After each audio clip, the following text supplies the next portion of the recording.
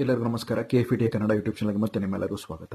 ಇಂದಿನ ವಿಡಿಯೋದಲ್ಲಿ ನಾ ಮಾತಾಡುವಂಥ ವಿಚಾರ ಏನು ಅಂತಂದರೆ, ಈ ಡೈವರ್ಸಿಫಿಕೇಶನ್ ಬಗ್ಗೆ ಮಾತಾಡೋಣ ಅಂತ ಮುಂದಾಗ್ತಾ ಇದ್ದೇನೆ. ಏನಿದು ಡೈವರ್ಸಿಫಿಕೇಶನ್, ಯಾಕಿದು ಬೇಕು ಅನ್ನೋದನ್ನು ಈ ಒಂದು ವಿಡಿಯೋದಲ್ಲಿ ನೀವು ಸರಳವಾಗಿ ಸಂಕ್ಷಿಪ್ತವಾಗಿ ತಿಳಿಯಲು ಮುಂದಾಗ್ತೀರಾ.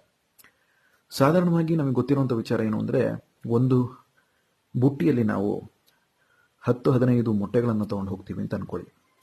ನಡ್ಕೊಂಡು ಹೋಗ್ಬೇಕಾದ್ರೆ ಸಡನ್ನಾಗಿ ಬುಟ್ಟಿ ಕೆಳಗೆ ಬಿತ್ತು ಅಂದಾಗ ಏನಾಗುತ್ತೆ ಅಂದರೆ, ಇರುವಂಥ ಮೊಟ್ಟೆಗಳೆಲ್ಲ ನಾಶ ಆಗುತ್ತೆ, ಒಡೆದು ಹೋಗುತ್ತೆ. ಅದೇ 20 ಬುಟ್ಟಿನೋ 20 ಮೊಟ್ಟೆನೋ 10 ಮೊಟ್ಟೆಗೆ ಬದಲಿಗೆ ನಾನು 2 ಮೊಟ್ಟೆಗಳನ್ನು 3 ಬುಟ್ಟಿಗಳೆಲ್ಲ ಹಾಕ್ಕೊತ ಬರೋದಾದರೆ, ಯಾವುದೋ ಒಂದು ಬುಟ್ಟಿ ಕೆಳಗೆ ಬಿದ್ದರೂ ಸಹ ಮಿಕ್ಕಿದಂತಹ ಬುಟ್ಟಿ ಸೇಫ್ ಆಗಿ ಇರೋದ್ರಿಂದ ನನಗೆ ನಷ್ಟ ಕಮ್ಮಿ ಆಗುತ್ತೆ. ಇದೇ ಡೈವರ್ಸಿಫಿಕೇಷನ್ನ ಸರಳೀಕರಣವಾದಂಥ ಒಂದು ವಿಷಯ, ಸರಳವಾದಂಥ ಒಂದು ವಿಚಾರ.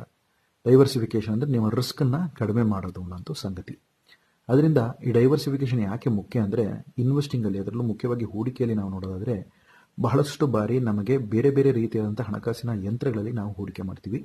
ಆ ಹಣಕಾಸಿನ ಯಂತ್ರಗಳು ಬೇರೆ ಬೇರೆ ರೀತಿಯಾದಂತಹ ಆಯಾಮಗಳಲ್ಲಿ, ವಿವಿಧ ಕ್ಷೇತ್ರಗಳಲ್ಲಿ ಅದು ಹೊಂದ್ಕೊಂಡಿರುತ್ತೆ ಅನ್ನುವಂಥ ವಿಚಾರ. ಒಂದು ವೇಳೆ ಬಂಗಾರ ಆದರೆ, ಬಂಗಾರದಲ್ಲಿ ಏರಿಳಿತಗಳಾಗುತ್ತೆ ಬೆಲೆಯಲ್ಲಿ. ಅದೇ ರೀತಿ ಶೇರ್ ತೊಗೊಳ್ಳೋದಾದರೆ ಶೇರಿನ ಬೆಲೆಯಲ್ಲಿ ಏರಿಳಿತಗಳಾಗುತ್ತೆ. ಅದೇ ರೀತಿ FDಯಲ್ಲಿ ನಾವು ಇನ್ವೆಸ್ಟ್ಮೆಂಟ್ ಮಾಡಬೇಕು ಅಂದರೆ ಸಹ FDಯಲ್ಲಿ ದರ ಏರಿಕೆ ಅಥವಾ ಇಳಿಕೆ ಆಗುತ್ತೆ ಅನ್ನುವಂಥ ವಿಚಾರ. ಸರ್ಕಾರ ತಗೊಳ್ಳುವಂಥ ಅಥವಾ RBI ಮಾಡುವಂಥ ನಿರ್ಧಾರಕ್ಕೆ ಅನ್ವಯವಾಗಿ FDಯಲ್ಲಿ ದರದ ವ್ಯತ್ಯಾಸಗಳನ್ನು ಕಾಣ್ಬೋದು. ಹಾಗೆ RDಯಲ್ಲೂ ಸಹ ಈ ರೀತಿಯಾದಂಥ ಏರಿಳಿತಗಳು ಇರುತ್ತೆ.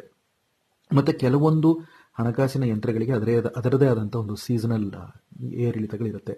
ಈ ಹಣಕಾಸಿನ ಯಂತ್ರಗಳು ಅಂತ ನೋಡಿದರೆ, ಒಂದು ವೇಳೆ ಮನೆ ತೊಗೊಬೇಕು ಅಂದರೆ ಆ ಮನೆಯ ಆ ಸುತ್ತಮುತ್ತಲಿನ ಒಂದು ಪ್ರದೇಶ ಮತ್ತು ಅದರಲ್ಲಿರುವಂತಹ ಮುಖಬೆಲೆ ಅಥವಾ ಮೌಲ್ಯ, ಆ ಒಂದು ಸೈಟ್ಗೆ ಇರುವಂತಹ ಒಂದು ವ್ಯಾಲ್ಯೂಯೇಷನ್, ಇದೆಲ್ಲದರ ಮೇಲೆ ಸಹ ಅದರ ಬೆಲೆಯಲ್ಲಿ ಮೇಲೆ ಕೆಳಗೆ ಅಥವಾ ಏರಿಳಿತಗಳು ಆಗುತ್ತೆ ಅನ್ನುವಂಥ ವಿಚಾರ.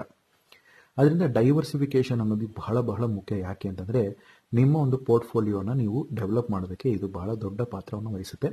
ಮತ್ತು ಕಾಲಕ್ಕೆ ತಕ್ಕಂತೆ, ಸನ್ನಿವೇಶಕ್ಕೆ ತಕ್ಕಂತೆ ಕೆಲವೊಂದು ಅವಕಾಶಗಳನ್ನು ಸಹ ಇದು ನಮಗೆ ತೆರೆದಿಡುತ್ತೆ ಅನ್ನುವಂಥ ವಿಚಾರ.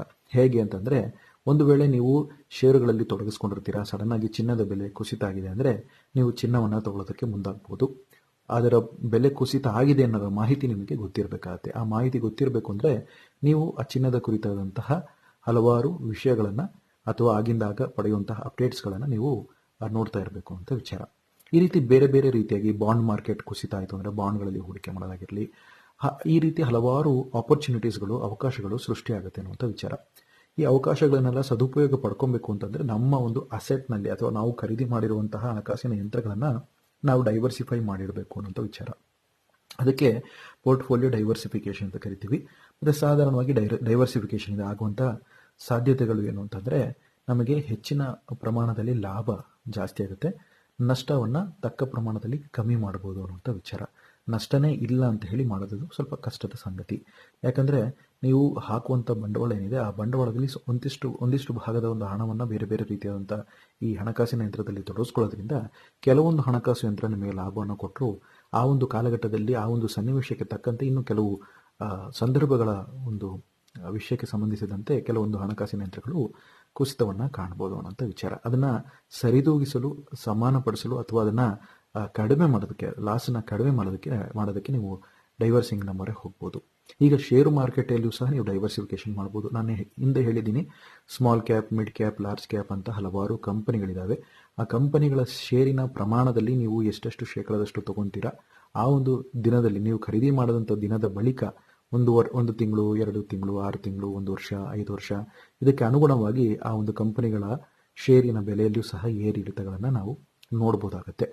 ಆದ್ದರಿಂದ ನಿಖರವಾಗಿ ಈ ಒಂದು ಷೇರು ಅಥವಾ ಈ ಒಂದು ಕಂಪನಿಯ ಷೇರು, ಅದು large cap, mid cap, small cap ಕಂಪನಿಯ ಷೇರು ಇಷ್ಟು ಪ್ರಮಾಣದಲ್ಲಿ ಏರಿಕೆ ಆಗುತ್ತೆ, ಇಷ್ಟು ಪ್ರಮಾಣದಲ್ಲಿ ಇಳಿಕೆ ಆಗುತ್ತೆ ಅಂತ ಹೇಳಲಿಕ್ಕೆ ಬರೋದಿಲ್ಲ. ಯಾರ ಕೈಲೂ ಸಹ ಅದನ್ನು ಸ್ಟ್ರಿಕ್ಟಾಗಿ ಫಾಲೋ ಮಾಡಿಕೊಂಡು ಸ್ಟ್ರಿಕ್ಟಾಗಿ ಅದರ ಬೆಲೆ ಇಷ್ಟೇ ಮೇಲೆ ಹೋಗುತ್ತೆ, ಇಷ್ಟೇ ಕೆಳಗೆ ಬರುತ್ತೆ ಅನ್ನೋದನ್ನು ಹೇಳೋಕ್ಕಾಗಲ್ಲ. ಯಾಕೆಂದರೆ ಈ ಷೇರುಗಳನ್ನು ಬಹುತೇಕ ಮಂದಿ ಈ ಒಂದು ಮಾರುಕಟ್ಟೆಯಲ್ಲಿ ಷೇರನ್ನು ಖರೀದಿ ಮಾರಾಟ ಮಾಡೋದ್ರಿಂದ ನಿಖರವಾಗಿ ಈ ಒಂದು ಷೇರಿನ ಮೌಲ್ಯ ಅಥವಾ ಬೆಲೆಯನ್ನು ನಿಗದಿಪಡಿಸೋದಕ್ಕೆ ಬಹಳ ಒಂದು ಕಷ್ಟಕರ ಆಗುತ್ತೆ ಅನ್ನುವಂಥ ವಿಚಾರ.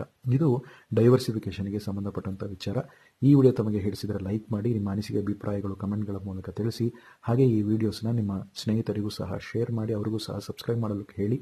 ಬಹಳಷ್ಟು ರೀತಿಯಾದಂಥ ಉಪಯುಕ್ತಕರವಾದಂಥ ಹಣಕಾಸಿನ ವಿಷಯಗಳು ಮುಂದೆ ಬರಲಿದೆ.